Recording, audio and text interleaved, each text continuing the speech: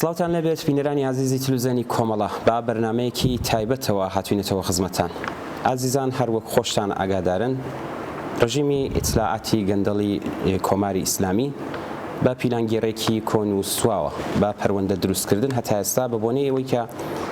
دوو مامۆستا و سندیکالیستی خۆشناوی فەڕەنسەوی هاتوونە تێران و وەک توریست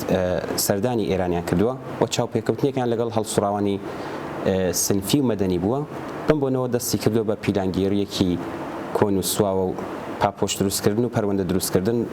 بە دژ هەڵسوڕاوانی کرێکاری و مەدەنی و ئەوانی دەست بەسەر کردووە. ئێمە بۆ تاوتۆکردنی زیاتری ئەم باسە داوامان لە هاوڕێ حەسەن ڕەحمانپەنا ئەندامی کمیتەی ناوەندی کۆمەڵە کردووە تا بێتە ئیستدیۆ وڵام بە چەند پرسیارێکمان بداتەوە. هیوادارین ئێوەش کە تا کۆتایی بتوانن لەگەڵمان بن. کاک حەسەن سڵاو لەبێ، زۆر سپاس بۆ ئامادەبوونەت. سڵاو لەوێ هاوکارانتان نەبینەرانی تەلەڤیزیۆنی کۆمەڵە و منیش لە خزمەتتانم کاک. زۆر سپاس. کاک حەسەن ئەگەر دەکرێت سەرەتا زانیاریێکی زیاترمان سەبارەت بەم دەست بەسەرکراوانەی هەڵسوڕاوانی سنفی مەدەنی پێ بدەین.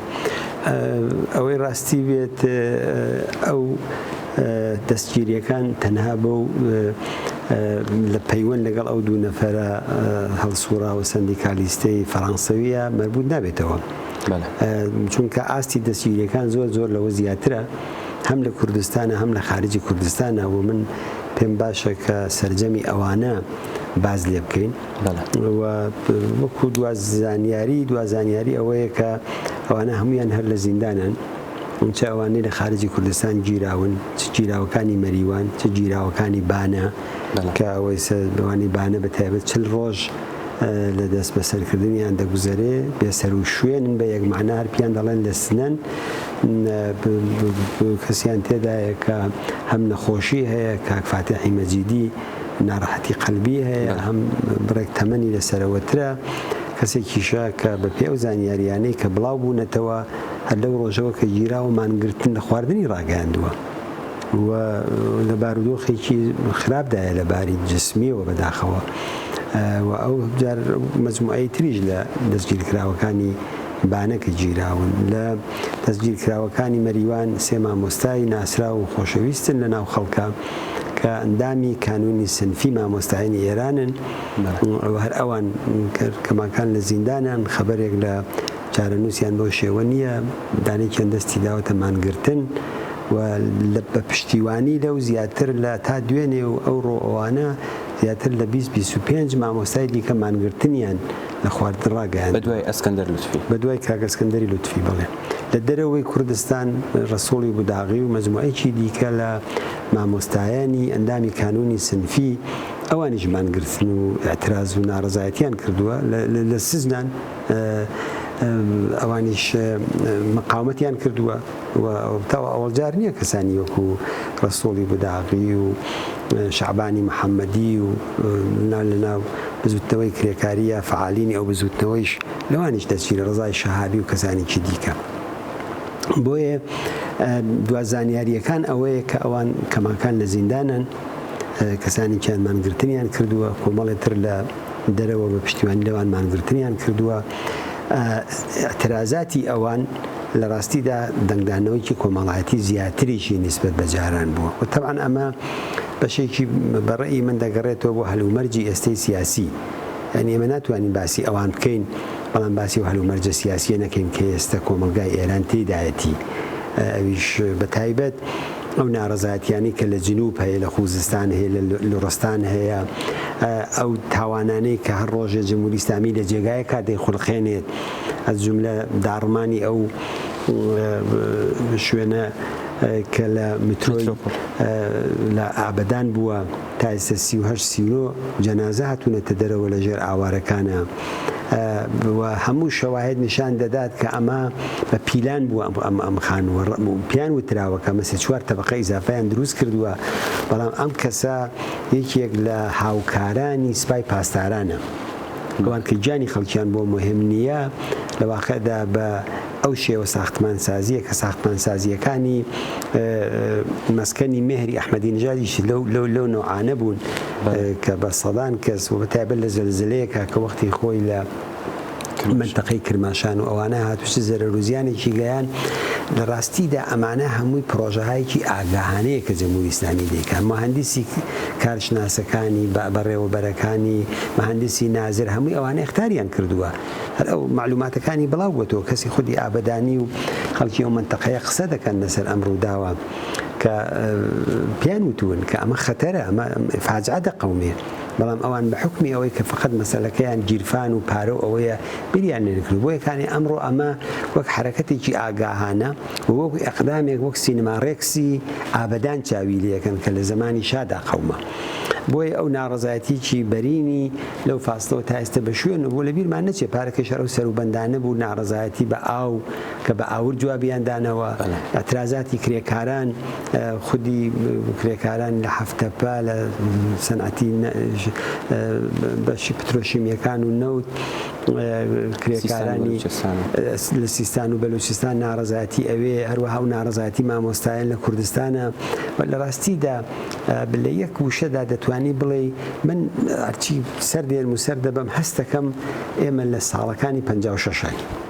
یعنی ئەو کاتانەی کە بەرەو خڕۆشان و بەرەو تەقینەوە و بەرەو ڕاپەڕین دوای تقریبان ساڵێک ڕۆیشت هەستەکەم کۆمەلگای ئێران حاڵ و هەوایەکی ئاوای هەیە، حاڵ و هەوایەک لە ترس و خۆف خەریکە دێتە دەرەوە، خەریکە ئەو ناڕزایەتیانە لە ئاستێکی زیاترە پەرە دەستێنێ لەم شارۆ دەچێت بۆ ئەو شار. هەر ئەم بەینانەی بینمان لە کرماشانە، لە دەرەوەی شارەکانی کوردستان، لە تەورێز، لە تەنانەت تاران، لەو شوانانەی دیکە و ئەترازاتانە خەریکە زیاتر پەراسیانێ نسبەت بێن. ینی ساڵەکانی 56 کە من لە بیرم دێەوە لە بیرتان نایە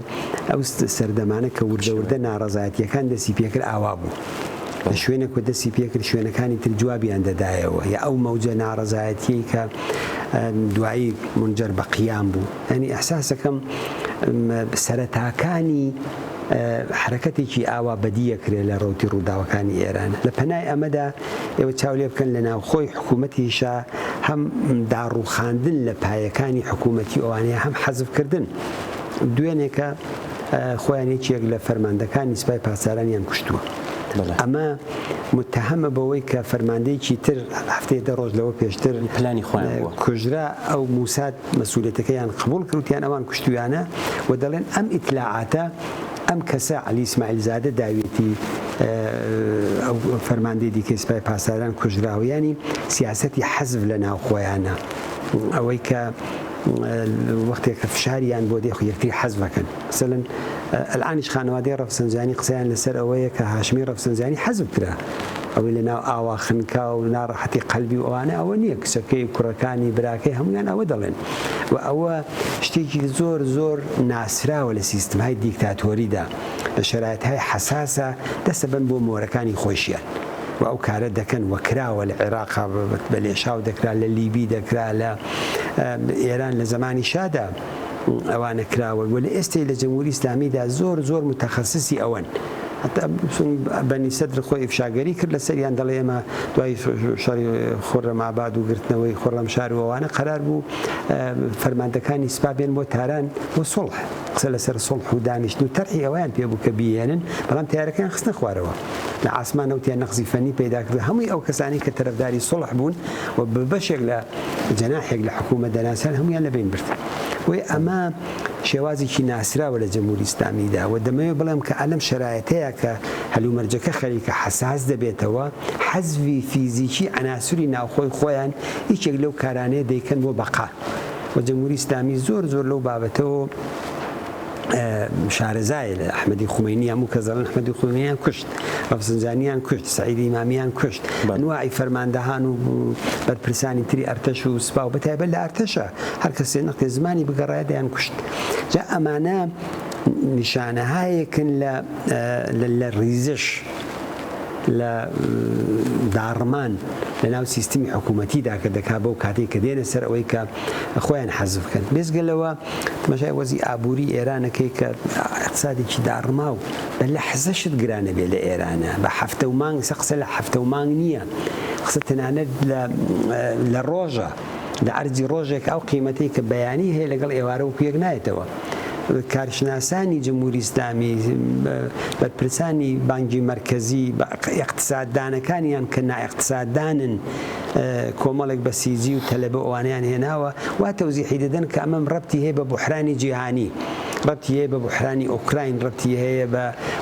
ڕەبتی بەوانە نییە ئەوەی کە ئێستا لە ئێرانە دەقەومێ ڕاستە خۆ دنیای سەرمایه‌داری ئەمڕۆکە زۆر شت بەیەکەوە ڕەبتی هەیە بەڵام بۆ هەر ئەو بوحرانە مەسەلەن لەسەر عێراق ئەو تەئسیرەی نییە کە وەزێکی شپرزە و حتا لەسەر ئەفغانستانی تاڵبان بۆ ڕەنگدانەوەکەی بەوشن بۆ لەسەر پاکستان وانە بۆ لەسەر وڵاتەکانی دەوروبەری جەمهوری بۆ لەو ناوەدا فقط لەسەر جەمهوری ئیسلامی تەئسیریە مەسەلەکە ئەوە نییە مەسەلەکە ئەو فەسادە نەهادینەیە کە سپای پاسداران مسببی ئەسڵێتی لەگەڵ بەیتی ڕاهبەری و بئیزافی ئەو دزی و فزیانەی کە دەیکەن و ئەو شەڕان منتەقەیانش کە دەیکەن و هەزیرەی کە دەیکەن لەوێ بۆ ئەوانە و ئەوە هەرچیەک دەرامەتی ئێرانە هەڵی دەلووشێ بێزگەلەوە لەم سەردەمەدا کە سەرانی ڕژیم ئەحساسی خەتەر دەکەن هەر کەسێک حەولدا بۆ خۆی شتێک لابخە بۆ خۆی بۆ بنە ماڵەکانیان و پۆڵ بنێرە نەدەرەوە ئەرز ئەوەجا ئەوە باری ئەمە بەسەر کێدا دەشکێتەوە بەسەر خەڵکی فەقیر و هەژارە دەشکێتەوە بۆیە لە دڵی ئەو وەزیەتەدایە کە ناڕەزایەتی جەماوەری شکڵەگرێت اعتراز پەرە دەستێنێ و ئەمڕۆکە مەسەلەن ئەو سەرکوتانەی کە جمهوری ئیسلامی دەیکا ئەو سەرکوتانە بەجێ ئەوەی کە تەئسیری پاشەکشێکەری ببێ بە اعتراز و مبارزەکان هەڵخڕێنەرە ناڕەزایەتیەکان پەرە پێدا نەفرەت زیاتر دەکا و ئومێدێک بەوەی کە جمهوری ئیسلامی دەتوانێت کارێبکان نییە لە دڵی وەزیەتێکی ئاوادایە کە خەباتی مامۆستایان بە باوەڕی من لەگەڵ خەباتی بزوتنەوەی کرێکاری گوڵی سەر تۆپی ناڕەزایەتیەکانی دەورەی ئەخیرە جمهوری ئیسلامی بۆ بەرگریکردن لەو ناڕەزایەتیانە بۆ بەرگریکردن لە تەقینەوەی گەورە ئەتوو ئەمڕۆکە چی دەکات کاری پێشگیرانە دەکات لە نەزەر خۆیانەوە فعالینی مەس بزوتنەوەی معلمان بزوتنەوەی کرێکاری بزوتنەوە کۆمەڵاتیەکانی دیکە ئەوانە دەست بەسەر دەکات و پێی وایە بەگرتنی ئەوانە ئەو بزوتنەوانە خاپور دەبێت و دادەمرکێتەوە لە کاتێکا کە جۆش و خڕۆشی جەماوەری هەیە ئەو گرتنانە خەڵک تووڕەتر دەکات بەجێ ئەوەی کە دایان مرچێنێتەوە ئەوەیە کە بە ئاوە بە ئاشکرا دەستی داوەتەن پیلانگێریە فقط هەدەفەکەی ئەمەیە یعنی دەوێت ئەم ناڕەزایەتیانە کە بکە بە باوەڕی من خۆیان دەزانن کە ئەمانە کەسانێکن کە کاری سنفیەکەن کاری مەدەنیەکەن ئەو ئیتهامانەی کە لیان دەدەن بێبنەمایە مثلا بەشی زۆری ئەوانە ڕەبتیان داوەتەوە بە ڕسمی سایتەکانی تلات مەشاکە دەنووسن ئەمانە پەیوەندیان بە کۆمەڵی کۆمۆنیستەوە هەیە بەلایانی ئێمەوەیە لە سوورەتێکە ئێمە بە ئاشکرا وتومانەکە وانە ئێمە هیچ رابطەیەکی تەشکیلاتیمان لەگەڵ هیچ کەس لەم دەستگیرکراوانە لەو مامۆستایانە نییە بەڵام بیر و باوەڕ ئازادە لەو کۆمەڵگایەدا جامعەی کوردستان جمهوری ئیسلامیش دەزانێ سەر بەلایەنهای سیاسی ئەحزابی سیاسی لە کۆمەلگای کوردستانە نفوزیان هەیە ئەتباریان هەیە ڕاستی چەپی میانەی ئاینی هەمووی ئەوانە ئەوە دەزانێ بەڵام ئیتهام لێدانی تشکیلاتی جمهوری ئیسلامی پێی وایە بەوە هەم لەلایەکەوە پەروەندەیان بۆ دروست دەکات و پەروەندەیان خورس دەکات هەم لایەکە خەڵکیان لێ ئەتاوچێنێتەوە لە سوورەتێکە خەڵک زیاتر بەدەلیلی ئەوەی کە خەڵکەکە خۆیان سەر بەلایەنە حیزبیەکانن و پەیوەندی تشکیلاتی نییە ئەم لایەن و ئەو لایەن و یان قبوڵە دیفاعی لێکەن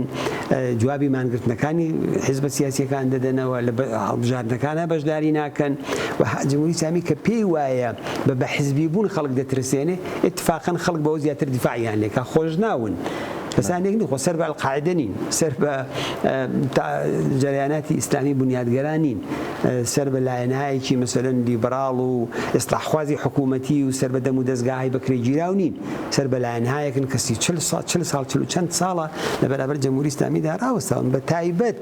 متهمکردنی کەسانێکی ئەوە بە جەریانێکی چەپ و خۆشنا و کۆمۆنیست لە کۆمەلگای کوردستانە نەتەنیا ئەوە خەڵکیان لێ ناتاوچێنێتەوە بەڵکو خەڵکیان زۆرتر پێ سەمپاتی بەرەو ئەوان جەزب دەکات بۆیە ئەو کارەی کە جمهوری ئیسلامی دەیکا بە باوەڕی من دەقاودەق بۆ ئەوەی کە بزوتنەوەی معلمانی پێ بخەوێنێتەوە لە سوورەتێکا بزوتنەوەی معلمان خۆ تەنیا لە مەریوان و سنە و سەخت لە 600 شار لە یەک مانگ دوومانگی ڕابردوودا 600 شاری ئێران لە یەک ڕۆژە مانگرتنیان کرد دە باشە ئەو کوردستاندا ماناسان کوردستان حرەکەتی نێک ئەشارەکانی کەچی لێکرد ئەوان سەر بەکوێن بۆیە ئەو ئەقداماتە لە شرایطهایەکی حساسی سیاسیە کە دروست دەبێت جاری وایە بیرمەندەکانی خودی سیستمی سەرمایەداری و خودی دەوڵەتێک و ئەوانە بەڕاستی بیریان کورتە ناتوان ڕێگا هەڵدۆزنەوە ڕێگا چارەیان پێ نییە بۆ ئەو وەزیەتە چونکە خەڵک داوخوازێکی مثلەن معلیمان شتی سنتی مەترحەکەن خەڵک مەسەلەی گرانی مەترحەکە متالباتێکی دیکە ژن متالباتی خۆی مەترحەکە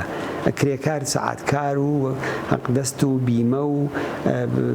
حەقدەستی وە دواخرا و هەمووی ئەوانە مەترادە کولی ئەمانە یەک دەگرنەوە بۆیە جمهوری ئیسلامی کە پێی وایە بە داپڵۆسین پێی وایە بە زەخت و زۆر بەوا ئەتوانێت بەری ئەم خەباتە بگرێ بە باوەڕی ئەم خەباتە سات دەهای 60 نییە لەسەر ساڵی 1401 40 ساڵ لەو تاریخە گوزەراوە تازە ئەوە نییە تورکمان سەحرا سەرکوت بکات لە شوێنەکانی دیکە خەڵک چاوترسیان بن کرێکارانی بەندەر ئەنزەلی شەڵاڵی خوێن بکات کوردستانی پێ بترسێنێ خوزستان سەرکوت بکات دانیشگا پێ بترسێنێ دانیشگا سەرکوت کە ئازربای ئەوە نییە ئێستا لە هەر جێگایەکە ئەمڕۆ بەتایبەت بە یومنی ئەو ئیمکاناتی ئەنتەرنێت و دنیای مەجازی و ئەوەش کە هەیە وەسیعەن خەڵک ئاگاداری هەموو شتێک دەبێت تۆڕە کۆمەڵایەتیەکان سایتهای ئینتەرنێتی کاناڵهای خەبەرڕەسانی زۆر زۆر وەسیعە و ئەوە بە ئەو ڕۆژانە دوێنێکە خەبەرەکەی بوو لەوانێک چەندانە پەنجەی کەسێکیان لە ئەوین قرتاندووە ئەو وحشیگەریەی 1400 ساڵەوە پێش لە سەدری ئیسلاما چ تاوانێکیان کردو ئێستا ئەمڕۆ جمهوری ئیسلامی دەیەوێت ئەو بێن لەو کۆمەلگایەدا پیادەی بکە بۆ هیچ کەس قابلی قبوڵ نییە بۆیە بەو نەوع کارانە ئامن پێم وایە بە جمهوری ئیسلامی دەیهەوێت عەمەلی پێشگیرانە بکە بەڵام ئەمەلی پێشگیرانە کاک ئەسکەندەر مانگرتن دەکات پچی چلدانە معالیم لە دەرەوەی زیندانەکان لە شارە جۆرا و جۆرەکانە لە دەیان شارە مانگرتن دەکەن بە حمایەتکردن لە ئەسکەندەر بە حمایەتکردن لە ئەو زیندانیە سیاسیانی دیکە شەعبان و زیندانیەکانی بانە و شوێنەکانی دیکە بنابەرین ئەو مەوجێک نییە بە باوەڕی من جمهوری ئیسلامی بتوانێت بە ئاسانی کۆنتڕۆڵی بکات زۆر باشە کاک حەسەن هەروەکە بۆ خۆتان ناوی کاک ئەسکەندەرتان وت کە ئەوڵ نەفەر بوو کە مانی لە خواردنگر بوو پێم باشە بزانین پشتیوانیەکانی هەتا ئێستا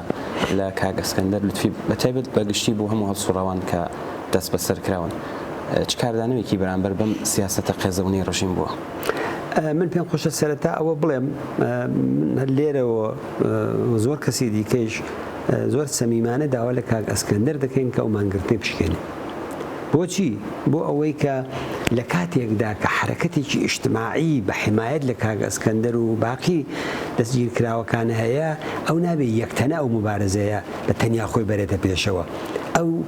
چۆتە شەڕێکی مانوونەمان لەگەڵ لە زیندانێکە لە تەکسیلولیەکە لەگەڵ جنایەتکارانێکە کە ئەو ئاگای لە دەرەوە لەوانەیە نەبێ بۆیە دەرەوە پشتیوانی ئەوە شارەکانی کوردستان عکسەکانی بەرز دەکەنەوە حمایەتی لێ دەکەن لەو لە شەعبان لە گیراوەکانی بانە لە ڕسوڵی موداقی لە عەبدی لە هەمووی ئەو فعالی سنفی و فعالینی معلیمان و ئەوانی دیکە بۆیە ئەوان ڕاستەوە خەریکە لە گیانی خۆی مایەدا دەنێ بەڵام ئەوان کەمیان نەهێناوە کەمیان نەکردووە ئەو کاتێکە لە پای تەختەسیاکان بوون گەچیان هەڵدەمژی و وشەی ئازادی و بەرابەری و ئینسانیەتیان فێری منداڵەکانمان دەکرد هەتا ئەو کاتێشی کە بە گیان و بە خانەوادە و بە زیندەگی و بە هەموو شتێکی خۆیان دیفاع لە کەرامەتی ئینسانەکان دەکەن لەو جامعەیەدا ئەوان مایەیان دانا بۆی کانێ ئەو شەڕە نابێ بکا بە شەڕی تەنیا خۆی یانی بربەرەکانەی تەنیا خۆی ئەو مەقاومەت دەکەن سەربەرزن ئەوان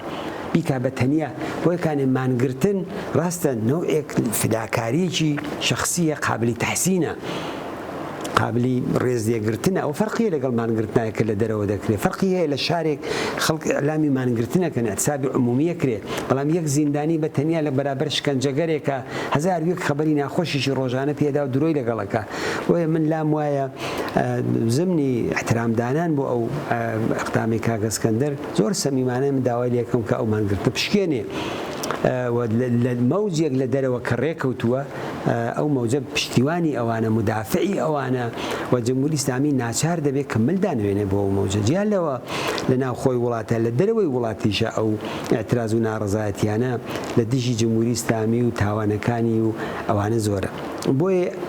ئەو شێوەیە لە خەباتی تەنیایی مانگرتن لە زیندانەکانە کە دیارە ئەوە شتێکی عمومیە لە زۆر زیندانەشتی ئاوا دەکرێت ئەو ساڵانەیە ئێمە لە زیندانەکانی تورکیە بینیمان تەدادێکی بەرچاو زیندانی لە مانگرتنە گیانیان لەدەستدا ڕژیمە دیکتاتۆرەکان زۆر لەو بابەتۆ لەوانەیە مەبەستیان نەبێت بۆیە ئەوە بۆ لە حەزەوە کە ئەو مەسەلەی مانگرتنە بە لە حەزی پشتیوانیەکانەوە ئاستی پشتیوانیەکان هەم لە ناو خۆی وڵات هەم لە دەروی وڵات زۆرە. ئەرزم کردی هەر لەو ماوەدا لەم یەک دوو ڕۆژەدا من تمەشای سایتەکان و تۆڕە کۆمەڵاتیەکان کرد و نزیکە 25 30 دانە معەلیم لە شارهای جۆرا و جۆر لە ئوستانهای جۆرا و جۆر مانگرتنیان ڕاگەیاندووە و من دڵنیام لەوەی کە ئەو ڕەوەندەیە کە جەمهوری ئیسلامی ناچار بە پاشەکشێ دەکات ئەوشی کاک ئەسکەندەر حکومەکەیان بۆ تازە کردو بەوەی ئەلامی مانگرتنی کرد خو حەسەن هەر لە ڕۆژی ئەوەڵ و حکومەکە نەعادڵانەیە. مثلەن ئەو سێدانە معەلیمەی شاری مەریوان چیان کردووە؟ ئەو چاو لەسەر چوارپایەکە ئەوتوێتی دژی خصوصی سازی مەدرسەکانی. دەی باشە ئەو جرمی ئەوە چییە؟ ئەوە چ وانێکیە بە زیندانی بکرێن و شکنجە بکرێن و عەزیەت بکرێن و لە خانەوادە و لە کەسوکار و حتا دەوا و دەرمانیان پێنەگا. بۆیە ئەو مەوجە لە ناڕەزایەتی کە ئێستا هەم لێرە لە ناوخۆ هەم لە دەرەوەی دەستی پێکردووە هەتا ئیتحادیەهای کاریگەری چەندین نەهاد و ئیتحادیە کاریگەری ئەترازیان کردووە و تویانە ئەخرە دوو نەفەری کە هاتوون دوو سەندیکالیستی فەڕەنسایی جەمهوری ئیسلامی بۆ خۆی ڤیزای پێداون هەتا هۆتێلەکە خۆیان تەعینیان کرد بچنە کام هۆتێلەوە کە هاتوونێتە دەرەوە لە فرودگای خومەینی کە خۆیان پێ دەڵێن فرودگای ئیمام لەوێ مەسەلەن پیان وایە زۆر شاکارێکی عەجیبیان کردووە ئەو هەموو دوربینی مەداربەستە کە لێن و قوشبنی ئەوینە نیشان دەدات دەرەجەی سەرشانی ئەفسەرەکان و وینەکانی خۆیان نیشان دەدات چ بگا بۆ ناو خەڵکای بی مەسەلەن دوو دانە فەڕەنسی ڕۆژێ بە دەیان و سەدان خارجی دێنە ئەو وڵاتەوە لەسەر جەمهوری ئیسلامی بەشێکیان بارمتە دەکرێت بۆ ئەهدافی سیاسی و اقتصادی خۆی بەڵام ئەوانە هاتوون مەسەلەن چ کارێکی ئەمنیەتیە کاری ئەمنیەتی ئەوەیە کە لە پەنای دەستی سەرانی جەمهوری ئیسلامیدا خەریکن فەرماندەکانیان دەکوژن ئەوە هەفتێک لەوە پێشترێکی لە فەرماندانی بەرجەستەیان کە سازماندەری ترۆرەکانی جەمهوری ئیسلامی لە دەرەوە بووە ئەویان ترۆر کرد و خۆیان دانەیەکی تریان پێرێکە لە سەربانێکەوە خستە خوارەوە وتیان ئەوە عەلی ئیسماعیلی زادە ئەم کۆدەکەی داوە بە ئیسرائیل کە کوشتیانە و ڕفێقی نزیکی بوو و معلوماتی لەسەری بوو و کوشتیان بنابێت ئەگەر قسە لەسەر ئەوە بێ کار بۆ بێگانە بکرێ کار بۆ بێگانە لە ناو سەرانی جمهوری ئیسلامیدا لە ناو فەرماندەکانی سوپای پاسداراندا لە ناو کەسانەی کە کلیدی کاروباری هەستەی جمهوری ئیسلامیان پێ لەناو ئەوان ئیسرائیل لەوان مامۆستایەک معلوماتی مامۆستایەک چییە؟ آخر معلمێکە لەگەڵ منداڵ سەرکاری هەیە لەگەڵ گەچ سەرکاری هەیە لەگەڵ کتێب سەرکاری هەیە ئەوە چه ئیتلاعاتێکیە کە بیدا بە ئیسرائیل چه زانستێکی ئەمنیەتی ئەم وڵاتە لە لای ئەوە لە لای فەرماندەکانی سوپا و ئەرتەشە لە لای مۆرەهای بەرجەستەی ئیتلاعاتی و ئەمنیەتیە لە لای سەرانی حکوومەتە کە ئەوانە دەکردرێن ئەو لەوانە ئیتلاعات وەردەگرنیتر جا بۆیەکانی ئەو بەهانانەی کە ئەوان پیان گرتوون هیچ تەناسوبی نییە لەگەڵ ئەوەی کە بەستا جرمیان بۆ دروست کردوون و کۆمەڵگایش ئەوە بەباشی دەزانێت بەباشی جامع ئەوە دەزانێت کە ئەمانە بێگوناحن ئەمانە جەمهوری ئیسلامی دەیانکا بە قوربانی بۆ ئەو ئەهدافی سەرکوتکەرانە و دژی ئینسانی خۆی کە بەو شێوەیە بیەوێت شەقامی پێ بترسێنێ بزوتنەوەی معلیمانی پێ بترسێ خوێندکاری پێ بترسێنێ دایک و باوکەکان محافزەکار بکە بەری منداڵەکانیان بگرن نێڵم چێن بۆ ناڕەزایەتی و مانگرتن و اعترازات و کۆبوونەوەی سەر شەقامەکان بەڵام جێی خۆیەتی کە لە مقابلی مەوجێکی بەرینتر لە اعتراز و ناڕەزایەتی بۆ ئازادی تێکۆشەرانە بەرەوڕوو بەڵێ کاک حەسەن هەڵسوڕاوانی بوارە جۆرا و جۆرەکان بە پشتبەستن و ڕەچاوکردن بە چ شێوە کارێک دەتوانن ئەم پیلانگێڕیەی ئیدارەی ئیسلاحات دژ بە خودی خۆیان بێ تەئسیرکەنەوە کە هیچ تەئسیرێکی نەبێت بەچی بکەن پێم وایە بەتایبەت ئێستا کە کۆمەلگا لە حاڵی جۆش و خۆشایە لە حاڵی ناڕەزایەتیایە ڕژیمیش متەوەجێ ئەوە بووە شکاف یا درز لەسەرەوەی ڕژیم دروست بووە ڕژیم خەریکە بەلایەیەکی بەئێستا فشۆردەی دەسەڵات ڕئیسیان هێنا پیان وا بۆ ڕئیسی دەتوانێت جوابدەرەوە بێ بە باوەڕی من ئەگەر ڕۆحانی ماوەیەکی زۆری پێچوو لە دەوری دووەمیشە با تەقەلوبی هەر شتێک هاتەوە بۆ بە سەرۆک کۆمار ڕئیسی لە عەرزی ساڵێکە بە ئەندازەی 8 ساڵەکەی ڕۆحانی و ئەحمەدی نژاد و سەرۆک کۆمارەکانی پێش ئەو ڕسوا بوو و نیشانیاندا ئەو ڕێگا حەلەی کە جمهوری ئیسلامی هەیەی بۆ سەرکوتکردنی کۆمەلگای تر ئەو ڕێگا حەلە جوابدەرەوە نییە من ناڵێم ئێستا هیچ قدرەتێکی نەماوە هێزی سەرکۆت هێزی نظامی و ئەوانە بەڵام ڕوتی ڕووداوەکان ئەومان پێ دەڵێ کە ئەو ڕێگا حەلی سەرکوت و داپۆسینەی جمهوری ئیسلامی ترۆ کوجاران ئەو کارایی نییە بەڵام لە بەرابەریشدا هێستا ئەو ئاستە لە خۆڕێخستن لە سازماندان کە ئێمە زۆر جار وتومانە زەرورەتی هەر خەباتێک ڕێکخراوە تەشکیلاتە سازمانە ڕاهبەریە وهروەها ئاسۆ و دروشمەکانیەتی کە بتوانێت بە نەتیجەی بگەین. ئێستا ئەو سێ تایبەتمەندیە کە دەبێت یەک بگرنەوە لە ناو بزوتنەوەی کرێکاری ژنان جەماوەری ڕووناکبیری خوێندکاری هێستا کوێنێ ئەو ئاستە لە مەقبولیەتی پەیدا نەکردووە. ئێستا ئەو موقعیەتی پەیدا نەکردووە. ڕاستە کوردستان بڕێک موقعیەتی حەساسری هەیە، هەم ئێمە ئەوازانی هەم ڕژیم ئەوازانێ. ئەوە نە کوردستان بەتەنیا دەتوانێت بچێت شەڕیمان و نەمان بکە، نە خوزستان بەتەنیا دەتوانێت ئەوە بکە، نە لێڕستان دەتوانێت بەتەنیا ئەوە بکە. بەڵام ئەگەر هەمووی ئەم سی و یەک دوو ئوستانە کە لە ئێرانە هەیەک بگرێتەوە و بەتایبەت ئێستا کە لە شارە چکۆلەکانە ناڕەزایەتی هەیە بچێ بۆ شارە گەورەکان و ئەم دوانە تێکەڵ بکرێن، بە باوەڕی من ئەو مەوجەیەکی تر جمهوری ئیسلامی دەرەقەتی نایە. حتا یاوێت مەشا بکەن لە ناو نیروهای ڕژیمە قسەی تعدادێ لە فەرماندەکانیان دەبیسی، مەسەلەن هەر لە ئابدان و ئەوانە فەرماندەیەکی مهمیان چۆتە ناو خەڵکە و توێتی من حاضر نیم تەقە لە خەڵکم، حاضر نیم ڕوبەڕووی خەڵکەکە ڕاوەستم. ئەو شرایطە حەساسەیە کە خەریکە دروستە بێ. بۆیە لە وەزیەتێکی ئاوادە من لام وایە مهمترین کار ئەوەیە کە لە دڵی ئەو ناڕەزایەتیانە ئیدامەدانی ئەو خەبات و مبارزاتە. بزوتنەوەی معلمان نیشانیدا تشکیلاتیان هەیە، نیشانیدا سەرتاسەرین و لە عینی حاڵیشان نیشانیشیدا کە درشم و هەدەفی دیاریکراویان هەیە. مەسەلەن تشکیلات بوو دیاری دەکرد، ینی سازمانی سنفی معلمان بوو دیاری دەکرد کە کانونی سنفی سەراسەری معلمان دەکرد ڕۆژانی یەکشەمە لەبەر ئوستانداریەکان و لە شارستانەکانە لەبەر مەسەلەن ئاموزش و پەروەرشە لە 600 شار کۆبێت. ئەوە نیشانەی قدرەتی تشکیلاتە، بە تشکیلات کار دەکرێت. سازمانی ڕاهبەری بڕیاری دەدا، ئەو ڕۆژەکەی دیارە کرد، ساعتەکەی درۆژمەکانیشی دیارە کرد، لەوێ ئەوانە دەوتراوە. ئەوە بووە ئەو هێزە جەماوەریش کە داهاتن ئەوەیان کرد. حتا بە قەولی لە معلمان کە قسە دەکات و بە ڕژیم دەڵێ تر مبارزەی ئێمە تەنها لەو مبارزە لە حاڵەتی ئەو مبارزە سنفی جارانە نەماوە. ئێوە کە خەریکن کێشەی سیاسیمان پێەکەن، ڕنگ و بۆی سیاسی دەن بە مبارزەکەمان، ئێمەش ڕنگ و بۆیەکی سیاسی پێدەین و دەچێتە جێگایەکەوە کە بە خشونەت لەگەڵمان ڕەفتارەکەن، ئێمە جوابتان دەدەینەوە. خۆ منزوری ئەوە نییە کە چەک هەڵەگرن، خەباتی معلیمان چەک هەڵەگرێت و چەکدار دەبێت و هەرچەند مەسەلەن لە جنوب مەواردێکمان ئەو شتانە بینی. منزوری ئەوەیە کە ئەوانی تر مەقاومەتێکی زۆر جانانەتر و قارەمانانەتر لە بەرابەر ئەوەدا دەکەن. بۆیە من لام وایە ئەوانە گشتی دەرسە ئەزمونە دروستکردنی ڕێکخراو ڕاهبەری دروشم و داخوازهایە کە خەڵک کۆکاتەوە، هێز کۆکاتەوە لە دەوریان. لام وایە ئێستەیش باشترین کار هەر ئەوەیە، ینی دەبێت لە دەرەوە معلیمانێک کە لە ناو زیندانەکانان بە هەزاران و بە دەیان هەزار معلیمی تێکۆشەری دیکەی وەکو ئەوان هەیە، دەبێت دەنگی ئەوان بن، دەبێت ڕەنجی ئەوان بن، دەبێت داخواز و شعارەکانی ئەوان مەترحکەن، دەبێت مەسەلەن ڕۆژانە و بەردەوام سەردانی خانەوادەکانیان بکەن. ئێستا حەق وابوو ڕۆژانە لەبەر زیندانی مرکزی سنە بە هەزاران کەس کۆبایەت و مانگرتنیارە. ئەمڕۆ کە مانگرتن ڕدەگەێنین، ئێمە لە ئەمڕۆ کە یەکشەمە دووشەمە مانگرتنی گشتی لە پشتیوانی لە مامۆستایانی بەندکرا و ڕدەگەێنین، حتا ئەوانەی بانە بەشێکی ئەوانە معلیمن. کەسی وەک کاک فاتحی مەزیدی جزوی معلیمانێکی ئەخراجی داهەی شەستیە کە ساڵها لە زیندانی جمهوری ئیسلامیەوە جزوی زیندانیهای مەقاوم و خۆشناوینا ئەو کۆمەڵگایەدا. ئەوانی دیکەشیان کە جیران خۆ حیت تاوانێکیان نەکرد و کرێکیان کرێکارە، یەکێک لە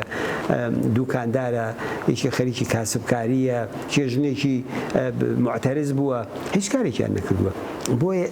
مبارزە و دیفاعکردن لە حەقی ئەوان دیفاع لە حەقی خۆمانە. ئەوە هونەرێک نییە کەسێک پیوا بێ مەسەلەن نەگەر دیفاعی لە ئەسکەندەری لوتفی و شعبانی محەممەدی و نازانم باقی دەستگیراکراوەکانی سنە و سەقز و ئەوانەی کرد ئەوە دیفاعی لە کاکە دیفاع لە خۆتەکەی. ئەوان هیچ کامێکیان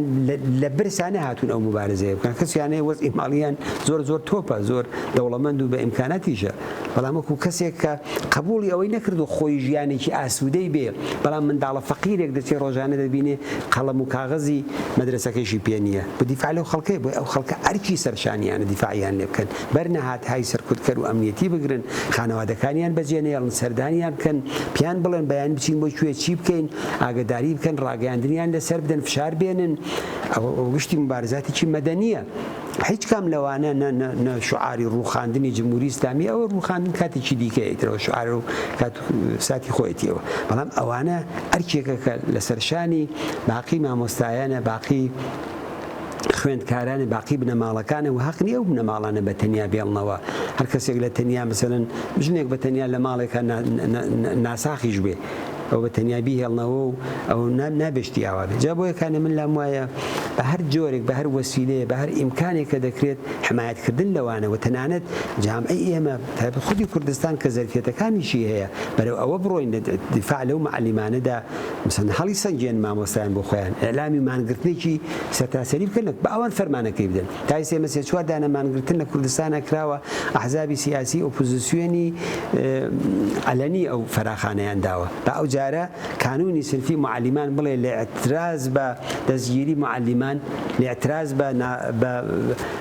بێڕێزی بەوانە لە حمایەت لە مانگرتنی کاک ئەسکەندەر و کێ و معلیمانێکی دیکە لە خارجی کوردستان ئێمە مانگرتنی گشتی ڕاگەین یەک ڕۆژ ڕای بگەین مەدرسەکان تەحتیلەکەی نازانم ئیدارەکان تەحتیلکەن دوکان و بازار باوان و فەراخانە بدەن پێم وابێ جامعەیش هەڵگری ئەوە هەیە ئەو جامعە ڕاستە برسیە بێنانی بێئاوی بەڵام بەتایبەت لە کوردستانە ئەو زەرفیەتە هەیە کە بۆ ئەو کەسانەی کە دڵسۆزیانن تێکۆشەریانن بچنە حمایەتکردن و پشتیوانیکردن لێ بەڵێ زۆر سپاس کاک حەسەن من پرسیارێکم نییە دووە قسەتان ئەگەر هەیە فەرموون زۆر سپاس بۆ ئێوە منیش ئەوەی ڕاستی بێت تاکیدم لەسەر پشتیوانیکردن لەم تێکۆشەرانەیە ئەم جامعەیە کە زیندانی سیاسی تێدا بێت ئەو جامعە زیندانە بۆ هەموو کەس جامعەیە کە کەسانێک بە خاتری بیر و باوەڕ هەر بیر و باوەڕێکیانە لە پیر و باوەڕ نەک لەسەر تند و تیژی مەسەلەن بنیادگرایەکی ئاینی یا فاشیستێک یا فڵانێک یا ئەوە لەسەر بیرێکی ئازادی خوازانە جامعەیە کە لەسەر بیری ئازادی خوازی ئینسانی تێدا گیرە ئەو جامعەیە ئەو وڵاتە ئەو هەرچێ ناوی بنێ ئەوە زیندانێکی گەورەیە بۆ هەموو خەڵکەکەی دیکەی ئێرانی ئەمڕۆکە ئەوەیە زیندانە بۆ هەموو ئازادی خوازێک زیندانە بۆ ژنان بۆ هەموو کەسێک و لە وەزیەتی ئەو ڕۆکەشدا ئێمە دەبینین لە دەرەوەیش خەریکن جەرەیاناتی لیبراڵ و جەرەیاناتی سەڵتەنەت هەڵەب و مجاهد و چۆن بۆ خۆیان کەوتووە بزانێت کوڕیشە ئەو ڕۆژانە پەیام دەنێرێت و تەبلیغی بۆکەن لە تەلەڤیزیۆنەکانی فارسی زمانی دەرەوەی وڵات و ئەوانە لە بیری چوەتەوە کە 50 ساڵ باو باپیری ئەو جینایەتیان کرد لەو جامعەیەدا ئەگەر جمهوری ئیسلامی حەمە ڕەزاشای باوکی ئەو نەبوایە من دڵنیام لەوەی کە جمهوری ئیسلامی نەداتە سەرکار چونکە لە دڵی جمهوری لە دڵی حکوومەتی پاشایەتیدا جمهوری ئیسلامی هاتە سەرکار ئەو هەموو نەرمشەی کە ئەو بۆ ئاین نواندی بۆ مەسەب نواندی و ئەو هەموو زەخت و سەرکوت و جەنایەتی لە دژی بەرەی چەپ و ئازادی خواز و کۆمۆنیستەکان کردی حاصڵەکەی بوو بە جمهوری ئیسلامی کە سەری خۆشیان تێدا خوارد بۆیە ئەمڕۆ کە مەسەلەن کەسی وا دێ بە عنوانی بەرزی دەکەنەوە بە عنوانی ڕاهبەری ئۆپۆزیسیۆن ئەوە هەر ئەو بەڵایەیە کە خومەینی CNN و BBC و ئەوانە وتیانەوە لە مانگە ئەکسی خومەینیان بینیوە حەق وایە خەڵکی ئێران خەڵکی کوردستان وریابن نسبەت بەمانە ئەمانە دۆستی ئەو خەڵکە نین ئەوڕۆ کە کەس جنایەتەکانی ئەوانی لەبیر نەچوێتەوە کەس ئیسلامی بوونی هەر ئێستەی مجاهدینیشی لەبیر نەچوێتەوە مجاهدین جارانێکی مەذهبیە ئەگەر ئەمڕۆ کە بێن بەدەسەڵات بگەن لە ئێران هەر کەماکان ئەو سیستمە دێنەوە سەرکار کە جمهوری زەمە مەقسودم ئەوەیە کە کۆمەلگای ئەمڕۆ کە کۆمەلگایکی زیندووە ڕووداوەکان تعقیبەکات کافی نییە بڵێن جمهوری ئیسلامیمان ناوێ کافی نییە فقط بینە خیابان دەبێت بزانین چیشمان دەوێت ئەوە مهمە ئێمە لە 57 تا ئیشتباهێکمان ئەوە دەمانزانی کە شامان ناوێ بەڵام کوردستان فەرقی دەکرد کوردستان خومەینی نەدەویست بەڵام زۆرینەی خەڵکی ئێران خومەینی دەویست بەداخەوە یا پێیان تەحمیل کردی تر بالاخره عکسەکانی هەیە ئەو کاتە شعاری بۆ دەدرێتی ئێستا دەبێت ئەو تەجروبەمان لەبەرچاو بێ و جەرەیاناتێک کە ئیمتیحانیان داوەتەوە خەڵک دەبێت وریابن لە بەرابەری ئەوەداوە هیوادارم ئەو ئەزمموی ئەگەوتم ئێمە لە ئەحساسەکەم لە ساڵەکانی 56 و دوای پاییز و ئەوەداین کە هیوادارم بەرەو ئەوە بڕۆین بەرەو پشکوتنی ئەو ناڕەزایەتی و خەباتە بڕۆین بەڵام هیواداریشم لە عینی حاڵیشە ئەم جارەکە ڕەنج بە خەسار نەبین ئەش بەچی دەکرێت بە وشیاری دەکرێت بە ئاگایی دەکرێت بە ڕێکخراوبوون دەکرێت بە دروشمەکان فقط